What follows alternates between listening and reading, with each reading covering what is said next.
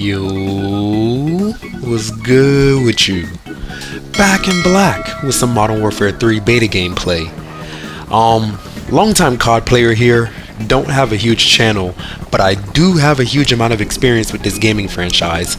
I've been playing this since Call of Duty 2 Big Red 1, back when I was a Gerber and didn't even know how to connect my PS2 to the internet, and I would just play the campaign over and over again because I loved the game that much.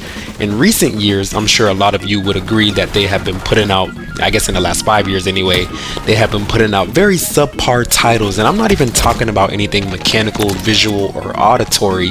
Of course, when it comes to this franchise and how it appeals to the senses, it's always been, great, and graphically and whatnot, but where they've always dropped the ball and where they always seem to be lacking is in content production or what they provide to the players once you actually buy the game. Mainly it seems like their focus has been on cosmetics or aesthetics, microtransactions, and marketing rather than actually making the best game that they can make, which is quite a shame if I do say so myself. For anybody who has been playing this franchise for more than 5 years, I'm sure you can recall the times where we used to get map packs, 5 maps, 4 multiplayer maps and a zombies map for about $15, or you could get the season pass for $50 and then you would get basically 5 maps every quarter, essentially, which is astronomically better than the amount of maps that we get nowadays and new content generally speaking. I guess you could say nowadays we'll get maybe 1 or 2 maps every quarter and then 1 or 2 new guns, and it really is just not it in my personal opinion in comparison to the amount of content that we used to get in the past. And the evidence of this is that they are again focusing on the microtransactions. And another thing that I was going to say is that this game is definitely meant to be a DLC to MW3 because, quite frankly, if you think about it, at the end of the day, the only thing that they really changed was the mechanics of the game, how it feels to actually get in your gunfights, and they gave us a bunch of maps. In the past, that would literally be considered a DLC. The changes to the guns and the movement and all that other jazz would just be done in an update, and then we would pay for these maps that we are getting now. But instead, it looks like they are going to charge us a full game's price. And what I'm really posing to you guys as a question is, do you think this is justified? Whether you are a longtime fan of this franchise or not, what do you think about it?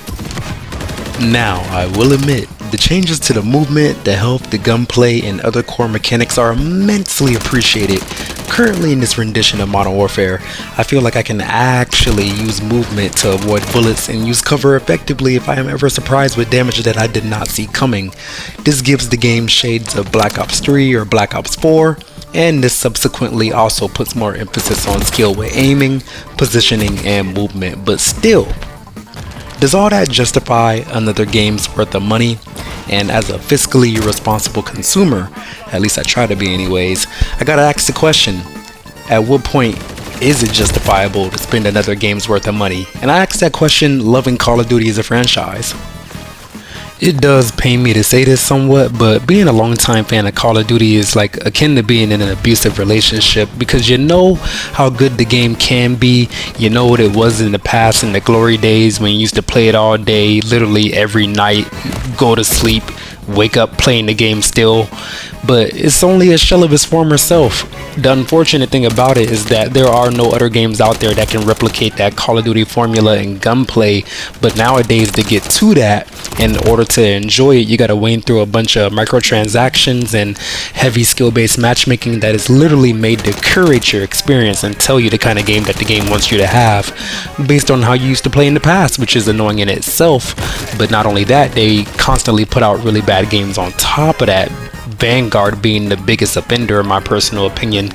That game was riddled with bugs and glitches. Not only that, it was tonally deaf and had great disdain and disrespect for the World War II setting in general, and Call of Duty War at War is my favorite Call of Duty, so I kind of took that to heart and took great offense to that and made a executive decision to not buy Call of Duty that year.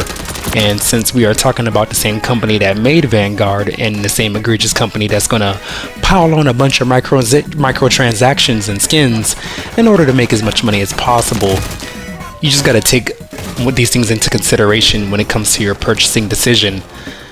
And I don't think they're gonna make anything as bad as Vanguard ever again. I didn't really think they could make anything worse than Ghost, but they proved me wrong.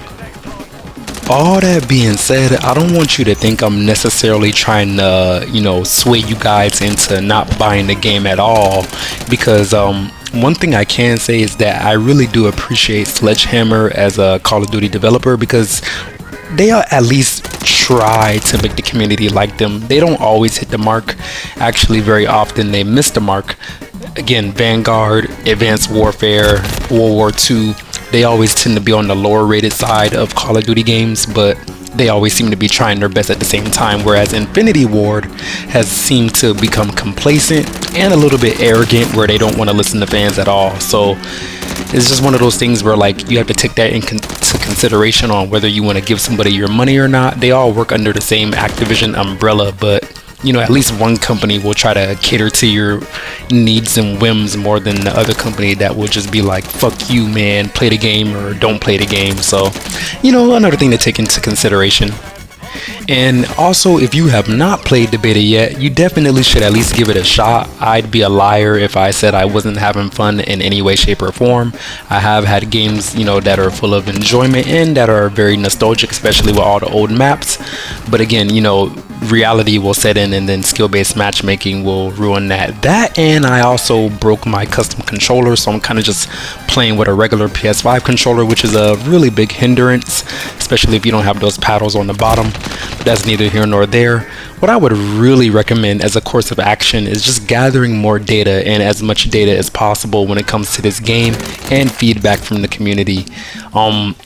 Worst case scenario, I think what you can do if you're kind of like on the fence like I am, you could really just wait until Black Friday or Christmas and then buy the game on sale, because that's really where it seems like the value or the true value of this game lies in, is that it is not worth an additional $70 to $120, but rather it should be the price of a DLC, which is what I think it was originally supposed to be.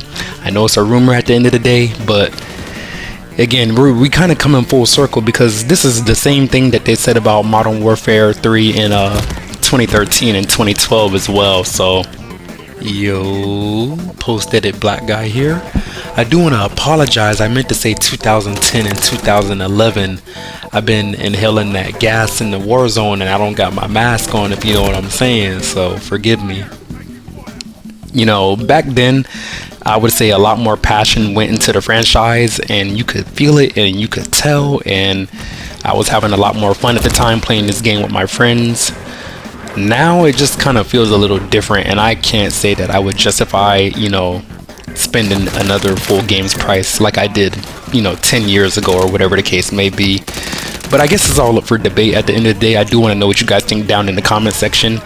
I've been enjoying this beta. I'm going to play some more this weekend since it's back on PlayStation, and then I'm going to play some more on PC when it comes out on there for open beta, because I will get better, settings and frames and whatnot. But yeah, let me know what you guys are thinking down in the comment section. Have you been enjoying the beta so far? What do you think of the new guns and the perks and all that jazz? Do you think you're going to buy it like off rip? Are you still kind of like on the fence? I just want everybody to make the most informed and wise decision possible. And honestly, we really need to stop pre-ordering too, because that does not do us any favors. But that's another story for another video. And yeah, thanks for watching.